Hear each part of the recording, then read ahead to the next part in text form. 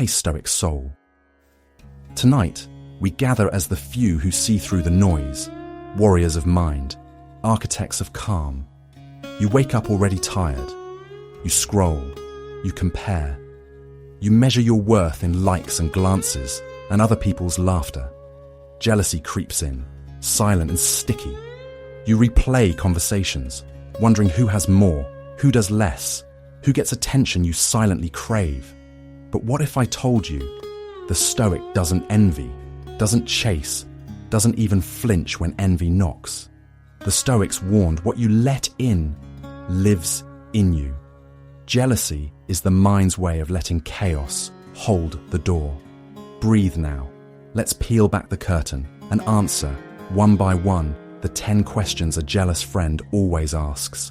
Not to shame, but to transform. This is modern, Stoic philosophy. Your birthright to unshakable peace. You hear this whispered around you.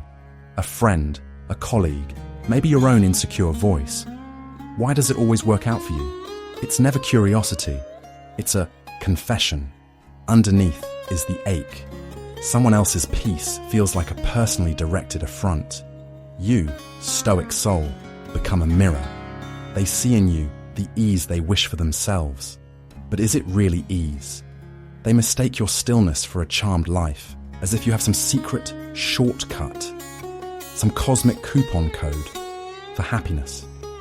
In reality, you are sweating through your socks just like the rest, serenely observing the chaos with all the grace of a duck, calm above the water, paddling frantically below. Stoicism isn't a golden ticket. It's a pair of noise-cancelling headphones for life's relentless construction site, letting you bob your head to your own existential playlist while jackhammers of circumstance thud in the background. The question, why do things always work out for you, is less a question about luck and more a misunderstanding about the nature of struggle. People see the absence of panic and assume the absence of problems. But you, quietly, hilarious, intensely regular, know that the universe does not, in fact, keep you on speed dial for special treatment. The Stoic way is not about making things always work out. It's about living as if, whatever happens, things always can. Consider, a coffee spills on your shirt half an hour before your big meeting. You don't scream at the heavens or tweet a thread about how the universe is plotting against you under the hashtag Monday Mayhem. Instead, you grab a napkin, dab, dab, dab, and decide you're starting a new stained chic trend just until you can swap shirts. Your serenity isn't a shield, it's a stylish raincoat. When people ask why things always work out for you, they're peering through the frosted glass of their own anxieties. The trick, is not to eliminate discomfort, but to accept it with an eyebrow raised and a half shrug, the universal posture of the unbothered. Acceptance isn't passive. It's a full-time, highly caffeinated job. It's seeing the world as a sitcom rather than a tragedy. Sometimes all you can do is laugh, maybe with one closed eye. Your neighbor hyperventilates over lost emails. You, meanwhile, watch your unread messages stack up like Tetris blocks. Sometimes you get to them, sometimes you don't, and sometimes you gently close the inbox and pretend it does not exist. You trust in the sacred art of selective amnesia. If it's important, you reason it will return, like an especially persistent boomerang, or that song you cannot get out of your head. Let it go, again. Really, brain. There's an art to allowing events to unfold, to resisting the impulse to catastrophize every hiccup. To the outsider, it looks like magic. To you, it's just Tuesday. Things work out, not because you force them to, but because you give up your starring role as director of the universe and accept your humbler job as supporting cast, perhaps best extra in the background of life. So when someone laments, why do things always work out for you? What they're sensing isn't cosmic favoritism, but practice perspective. You didn't download a cheat code. You learned to play on hard mode without hitting the rage quit button.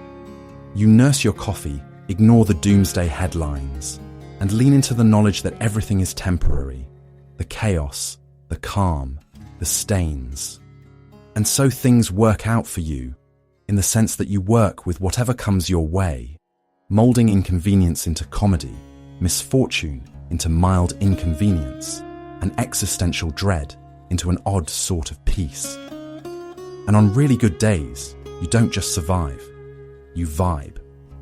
The world is on fire, inbox overflowing, little dramas spilling into the street. And you're there still, placid. A jealous friend will ask, "How are you so calm?"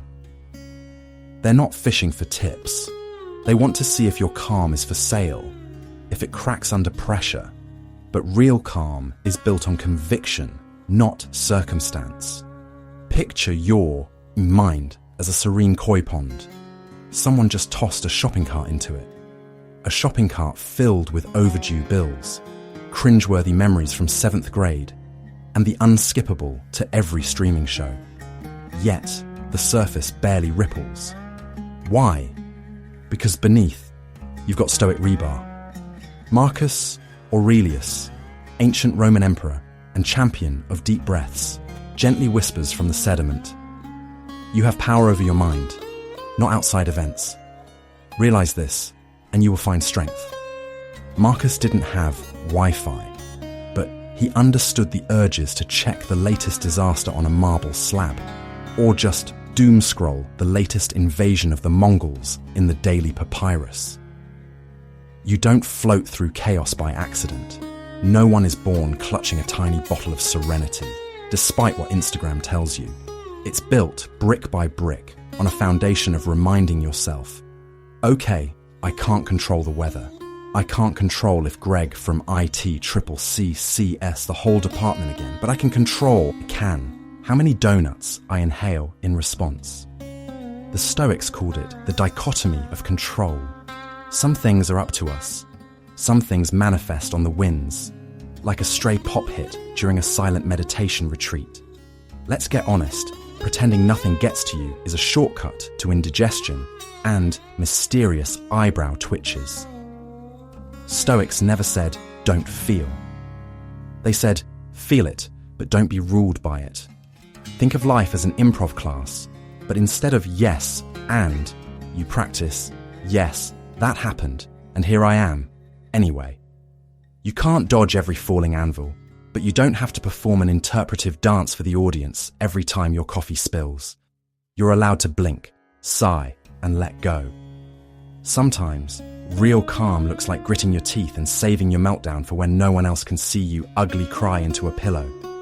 That's okay too. Beneath the surface, being calm isn't denial. It's choosing not to book a luxury yacht on the River Panic every single morning.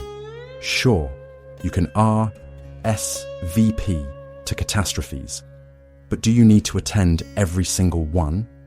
Seneca, your philosophical hype man, would nudge you. We suffer more often in imagination than in reality. That means most of the storms brew in our heads, especially at 3 a.m, when our only companion is the ceiling.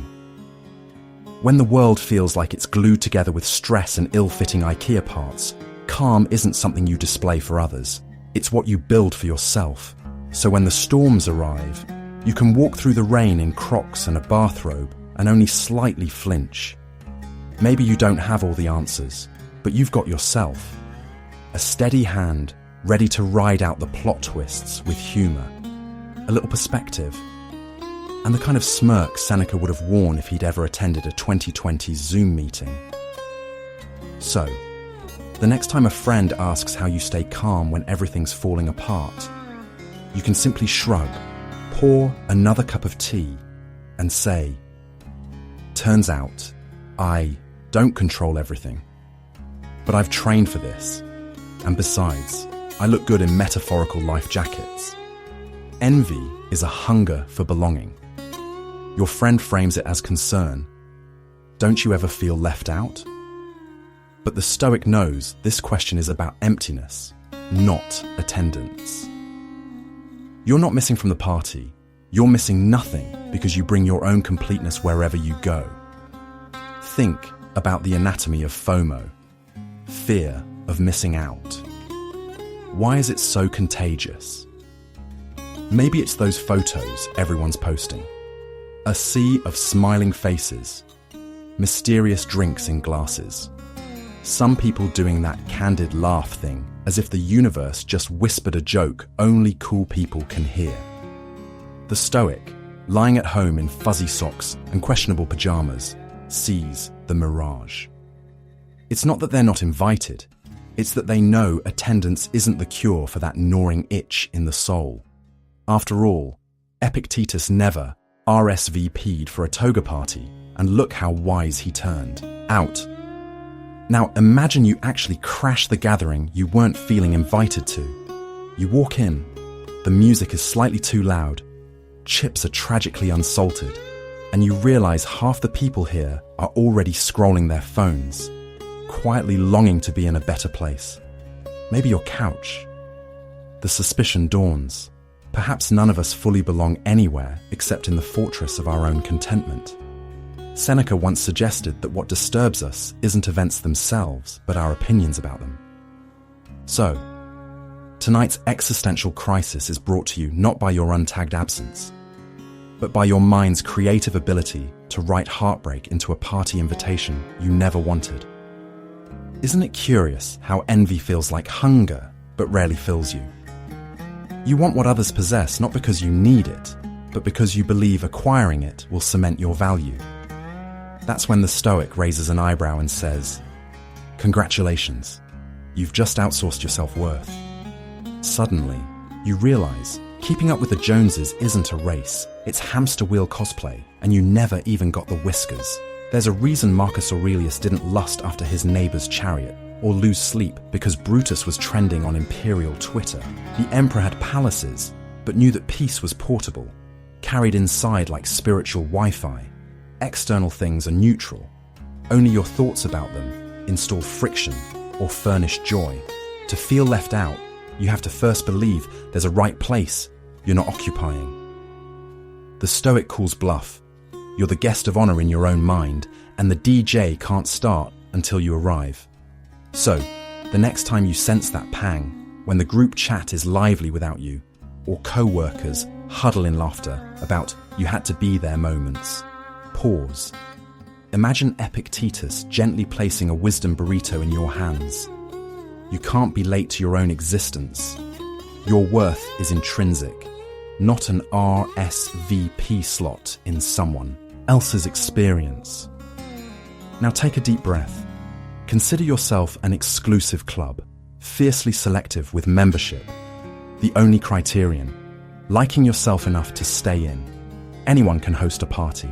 Few can throw a soiree in their soul and genuinely enjoy the guest list. If belonging is a cosmic joke, being complete is the punchline, one that never relies on social proof. If you still feel envious, remember the Stoic principle. Value isn't cumulative. It doesn't pile up with status updates or plus ones. It's found in choosing your own company and finding it surprisingly adequate. You can't be left out of a universe where you are the sanctioned center. Let the world spin its parties, its cliques, its after-hours extravaganzas. In this quiet moment, your completeness needs no witnesses and no approval. You are already at home, not in someone else's festivities, but within yourself, where envy finally runs out of things to hunger for. Social currency. Tas infon setfansen fan. Vonten.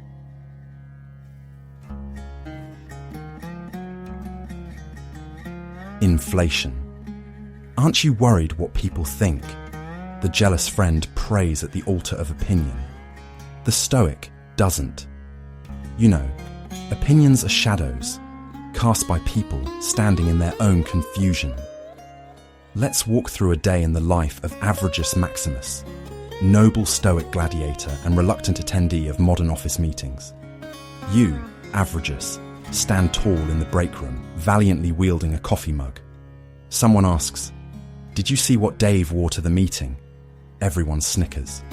The modern mob, armed with lukewarm caffeine and shaky Wi-Fi, sharpens its tongue. It's all a gladiator spectacle, just with fewer lion attacks and more passive aggression. Inside, you feel the ancient tickle, the need to fit in, the dread of side-eye. Yet, in the back pocket of your toga, or fine, khaki pants, you carry an Epictetus trading card. It reads, "We suffer not from the opinions of others, but from our own judgment that those opinions matter." Translation: people will squint at your salad choice, your playlist, your enthusiastic good mornings. Their squints are not gladiatorial verdicts. They're distractions, like pigeons at a coliseum. Noisy, everywhere, and mostly harmless. Modern life is really just a long talent show, judged by people who barely know how to clap in rhythm.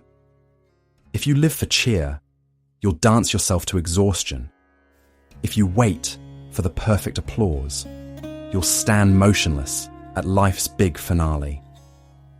Even Marcus Aurelius, famous emperor and the world's most reluctant influencer, scribbled private notes about ignoring both fan mail and hate mail. "Choose not to be harmed, and you won't feel harmed," he mumbled, probably while dodging ancient Twitter threads, aka scrolls thrown at his head. Imagine the worst-case scenario. You wear socks with sandals. A hush falls. Janice gasps. The world keeps spinning. The clouds don't rearrange to spell fashion police called. Yet our biology is wired for cave, gossip, the primal fear of exile if you wore last season's saber-tooth pelt. Your brain wants approval. Stoic wisdom wants you free. Be suspicious of that anxious monologue. What if they think I'm weird? The Stoic gently counters, what if you think for yourself? Every time you base a decision on the imaginary opinion poll in your head, you become mayor of a city that doesn't exist. You build roads on feedback no one actually gave you. Your life's architecture soon resembles a hall of mirrors, a place where every movement is distorted by reflections of other people's guesswork. Let's make a pact. The next time you worry about someone judging your lunch, your hobby, your playlist of mid-2000s emo, channel your inner Stoic.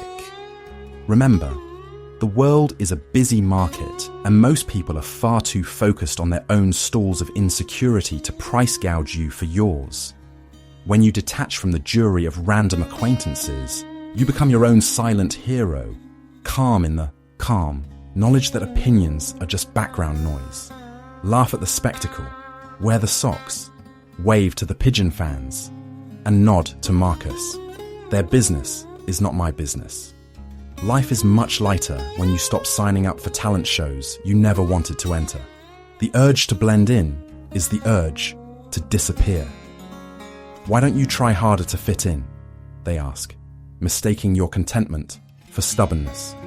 But the Stoic understands, harmony is not homogeneity. Choosing authenticity is quiet rebellion. And real connection. Let's be honest. Herd mentality is great if you're an actual herd animal. Cows, sheep, maybe even penguins. They've mastered the art of synchronized living. Look at them huddle together, blending in so thoroughly that a penguin might lose its own cousin in the crowd. Humans, on the other hand, are uniquely cursed with the ability to order a triple espresso with extra oat milk and still wonder, should I have just ordered the regular coffee like everyone else? If ancient Stoics took a selfie at a Roman bathhouse, they'd instantly become a meme. Marcus, why aren't you wearing the toga everyone else is wearing? Because, Lucius, I prefer not to trip over fabric every time I walk. The point is, trying to fit in often means tripping over your actual self. The goal is to find harmony with others, but not at the expense of discord within your soul. Stoicism isn't about locking yourself in a metaphorical cave, painting your face, and rejecting society. It's about engaging with life as it is, with others as they are, but without stapling a social mask to your face like a desperate masquerade attendee who's running out of glue. Seneca might advise, if all your friends jump off a bridge, you should at least question the altitude, the water depth, and maybe whether to bring a towel. Adaptation, yes. Imitation, not so much. Modern life loves to pile on the pressure. Dress like this, think like that, eat what's trending on the internet. If you try to monitor every expectation, you'll feel like you're juggling flaming swords while riding a unicycle across a tightrope stretched over a pit of Instagram influencers. Exhausting, and frankly, not worth the risk to your serenity or your eyebrows. The Stoic points out, fitting in externally is easy. Blend your voice, mute your quirks, and clone your interests. But if you're always rearranging yourself to match the room, who exactly is left when the lights go out and it's just you and your thoughts? The price of perpetual conformity is often boredom, a dash of self-loathing, and eventual existential confusion. Like entering a party, realizing everyone looks and acts the same.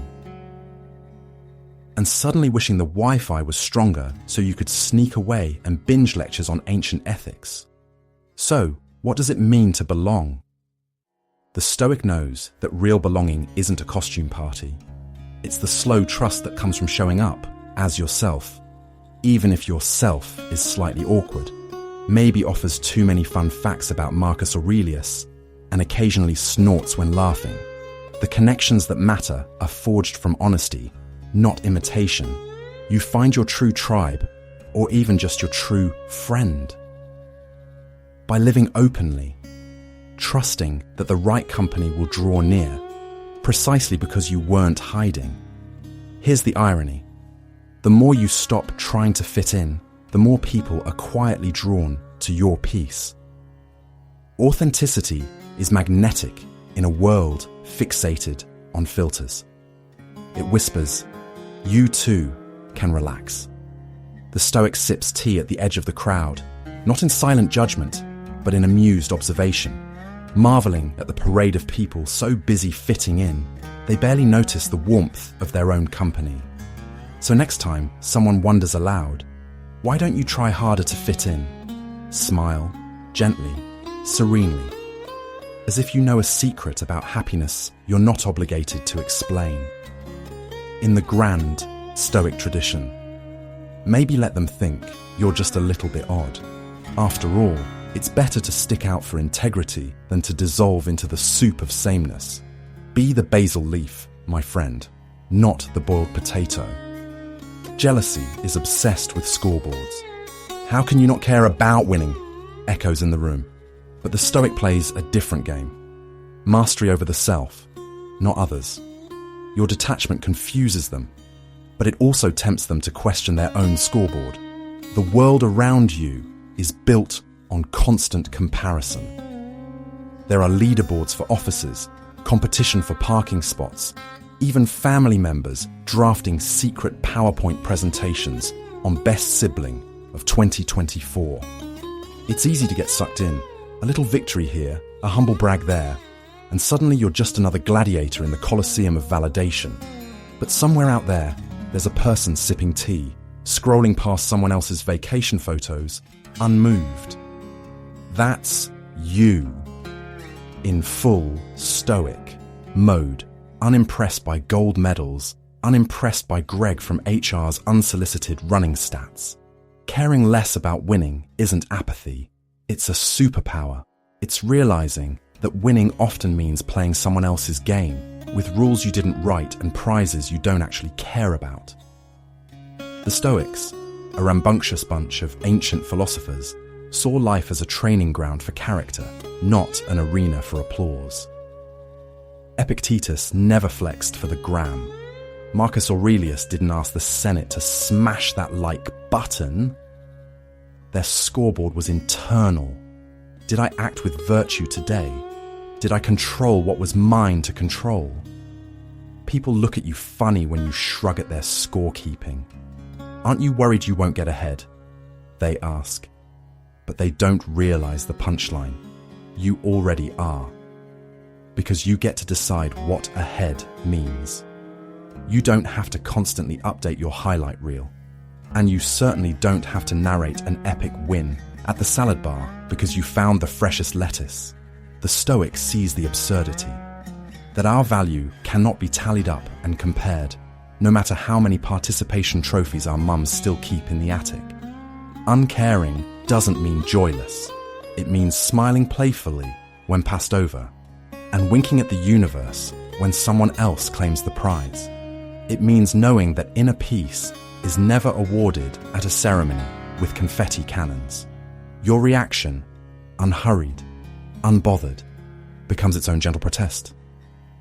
You free yourself from the hamster wheel and watch as others tire themselves out, lap after anxious lap.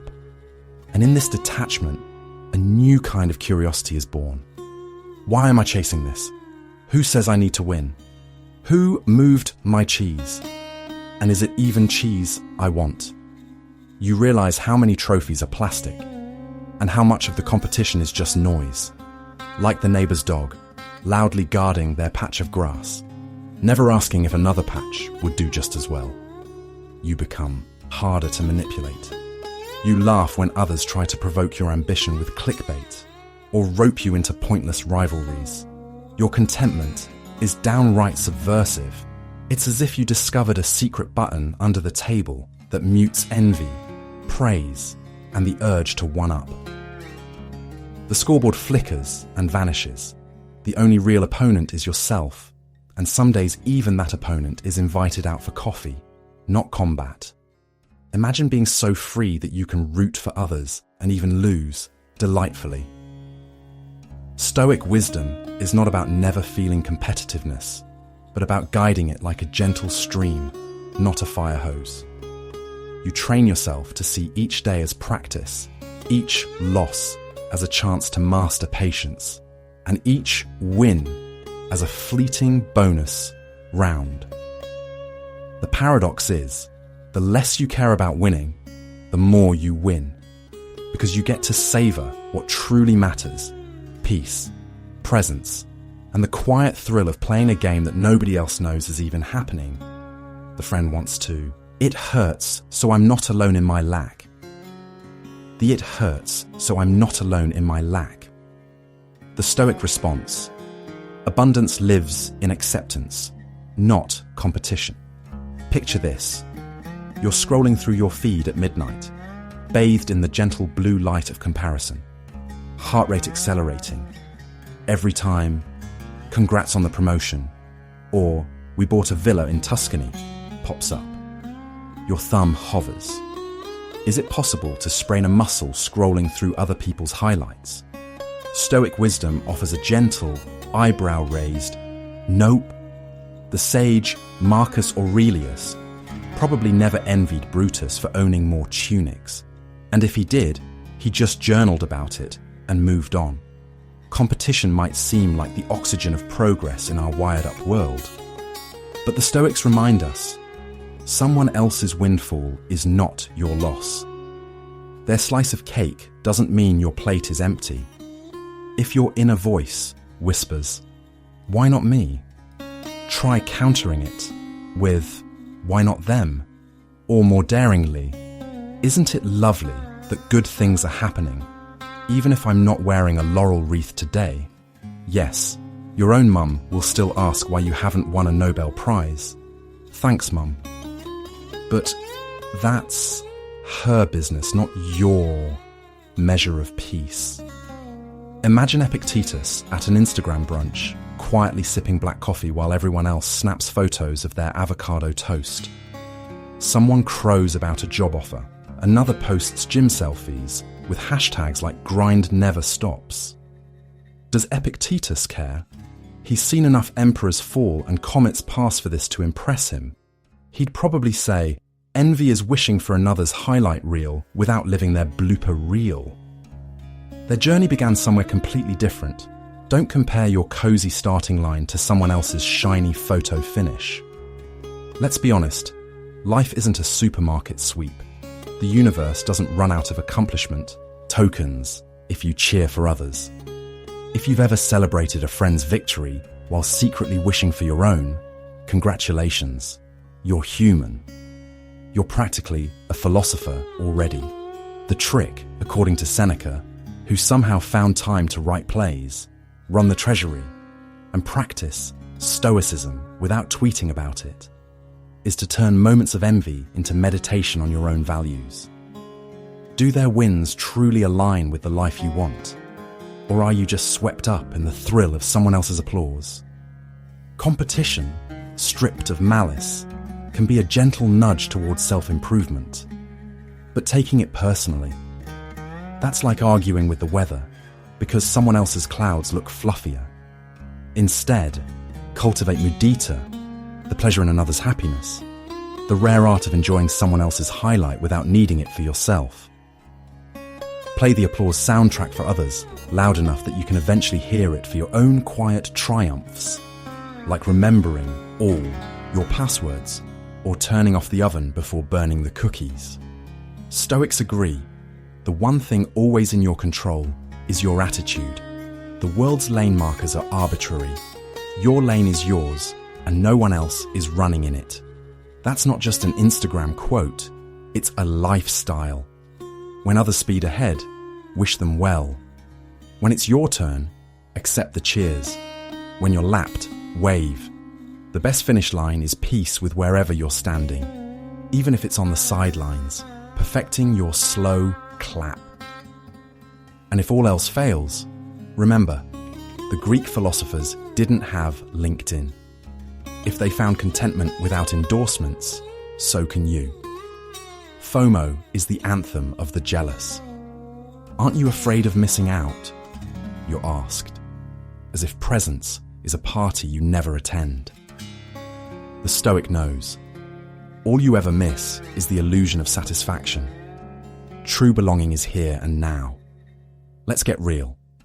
The world has become an all-you-can-eat emotional buffet, constantly showcasing flashy desserts you weren't even hungry for 2 minutes ago. Instagram stories twinkle with nightclub lights and exotic destinations. Everyone's latte art is a masterpiece. And apparently, there's an invite-only island rave exclusively for people who enjoy interpretive dance and gluten-free pizza. In the background, an ancient Stoic like Epictetus is face-palming so hard he might dislodge his toga. He'd say, "You are not missing out. You are missing the act of missing out." Ask a Stoic what they're doing on Friday night and brace yourself for a wild answer. I am appreciating my breathing and meditating on the impermanence of all things. Somewhere, the FOMO alarm blares and a marketer faints. The truth is, most of what we're missing was never really for us. It's like longing for the neighbor's Wi-Fi password. Not because you need it, but because it's not yours. Modern FOMO has industrial scale power, fueled by algorithms engineered to seduce your attention and whisper, "You could be happier elsewhere, you know." FOMO isn't new. It just got a neon makeover. Back in the day, it was your neighbor's new ox. Now it's their blue checkmark or NFT profile picture. Stoicism responds, politely but firmly. "Cool ox, bro. I have a whole pasture of peace." The Stoics would look at the curated carousel of someone else's highlight reel and smile. That gentle, almost annoyingly calm smile. Marcus Aurelius probably posted nothing but photos of his breakfast gruel.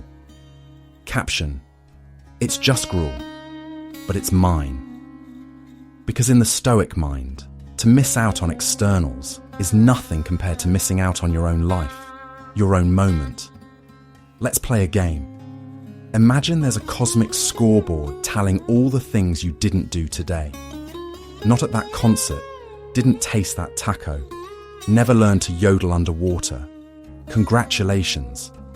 The scoreboard is always full. The Stoic doesn't fret over these absences because they know every yes is a no to something else, and every no is sacred space for what actually matters. FOMO depends on the myth of somewhere better. But the Stoic knows the grass isn't greener on the other side. It's astroturf, and it was filtered twice before posting.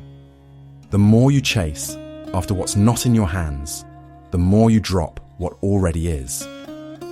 Seneca would sip a simple cup of water, see photos of other people's wine tastings, and muse, well, at least I'm hydrated, and undistracted by the crushing anxiety of wine selection.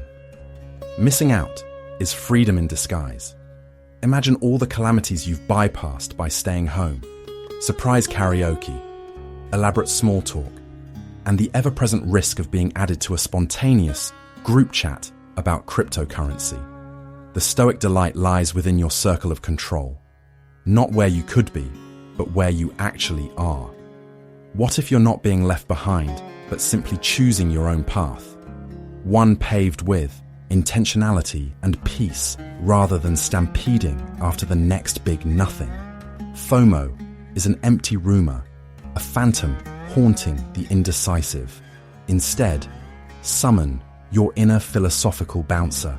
At the doors of your attention, ask, will this experience assist my happiness? Or just add to my collection of restless thoughts? You miss nothing essential by missing out.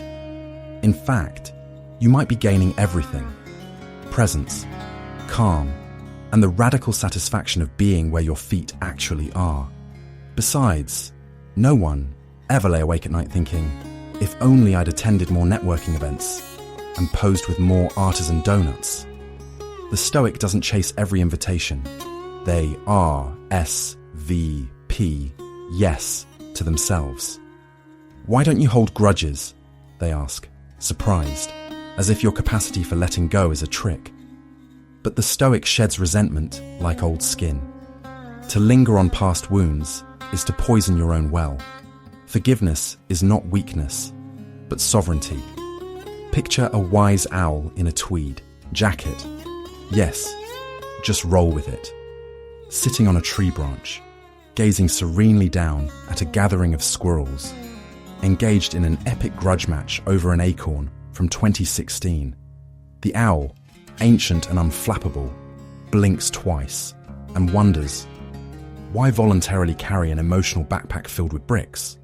Hoping the other party feels the weight. Stoics understand that the moment anyone hurts you, it's the present grappling with the past. The pain happened, and you cannot time travel to undrop the milk or unsend the risky text at 2 a.m. Your only task is to be the wise owl, not the squirrel still plotting vengeance between intermittent yoga breathing. The universe, the grand, often ridiculous, cosmic bakery, hands out burnt croissants with no apology or refund. People, too, dish out slights and errors with all the self-awareness of a goldfish at a traffic light.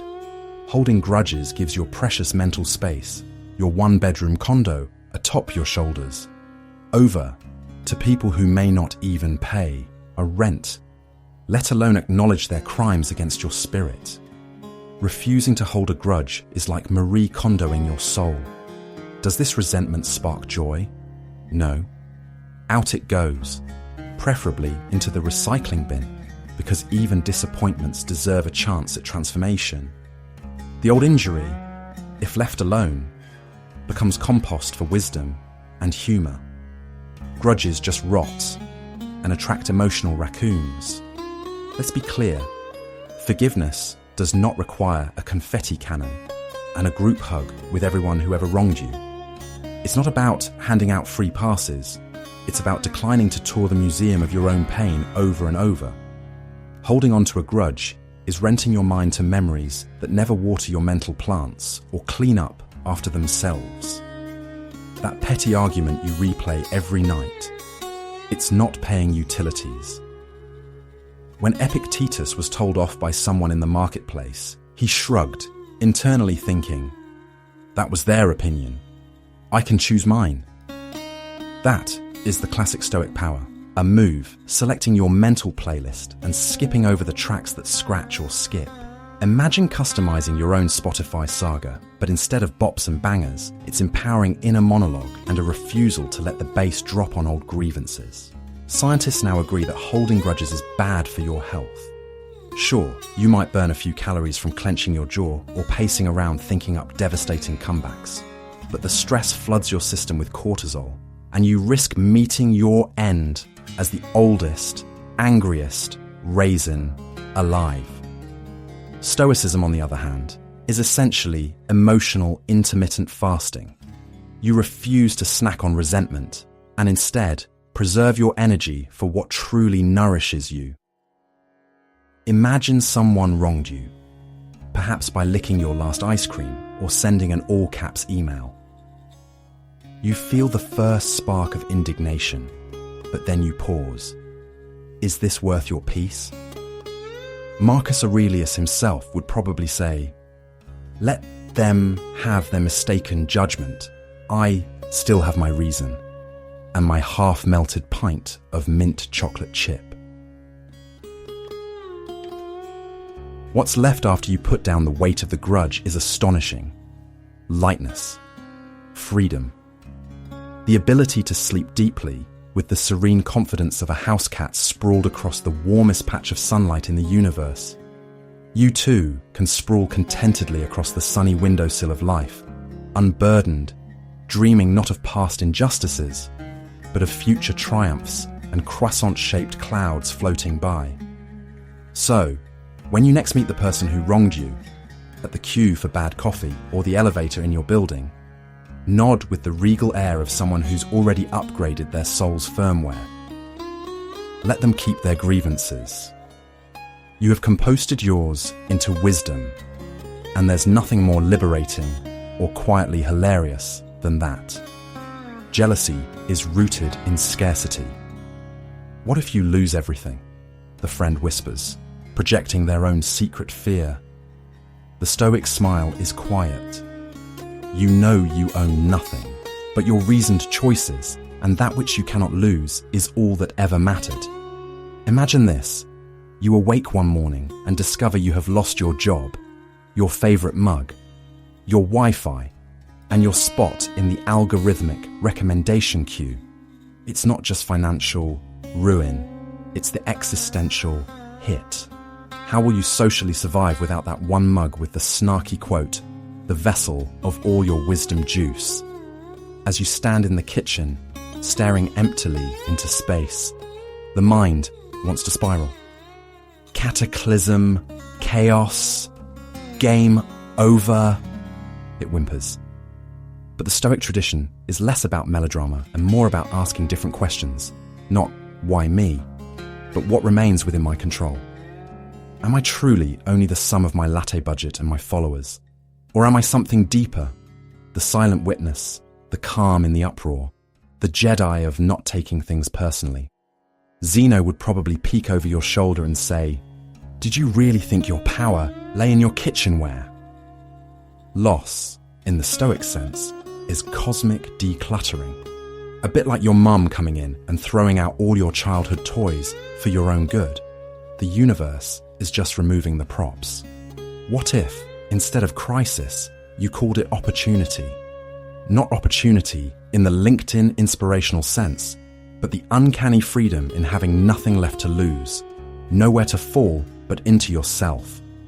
There's a common misconception that Stoicism means being emotionally lobotomized, stone-faced in a hailstorm. But true Stoics are connoisseurs of feeling. They just know when to exit the emotional buffet. You can recognize the pang of loss, accept it, and let it pass through you like a resigned sigh or a really mediocre kale smoothie.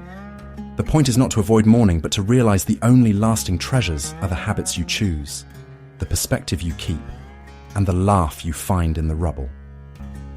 Seneca, history's sleep-deprived advisor to emperors, an amateur minimalist, advised practicing poverty, not because he loved shabby chic, but because it teaches you what actually matters. Wear the old sweater, eat the cheap oats, taste the simplicity.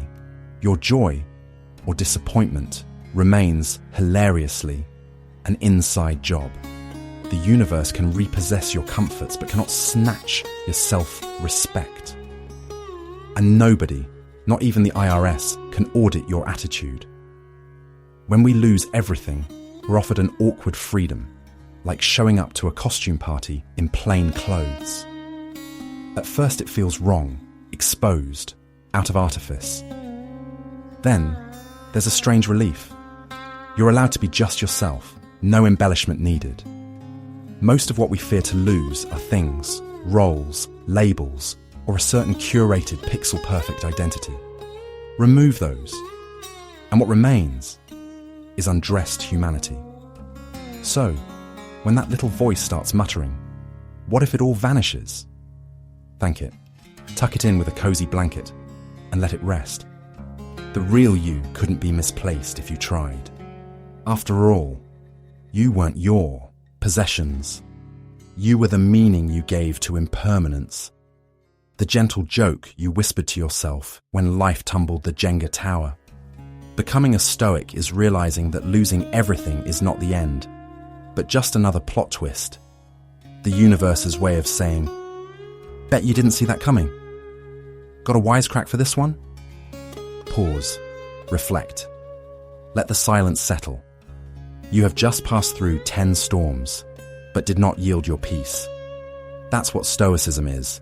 Not a shield from pain, but a lens that turns chaos into clarity, loss into liberty. Jealousy loses hold the moment you no longer need, no longer compare, no longer grasp. Tonight, as you close your eyes, honor this rare discipline. No applause, no outside reward, just the dignity of a mind unclaimed by envy, a soul sovereign in its stillness. You showed up different, and that's all you ever needed. Breathe easy. You don't need to prove your worth. You already are the proof. Walk quietly. Walk free. Pause. Reflect. Let the silence settle. You have just passed through 10 storms, but did not yield your peace. That's what Stoicism is. Not a shield from pain, but a lens that turns chaos into clarity, loss into liberty. Jealousy loses hold the moment you no longer need, no longer compare, no longer grasp. Tonight, as you close your eyes, honor this rare discipline. No applause, no outside reward, just the dignity of a mind unclaimed by envy, a soul sovereign in its stillness. You showed up different, and that's all you ever needed. Breathe easy. You don't need to prove your worth. You already are the proof. Walk quietly.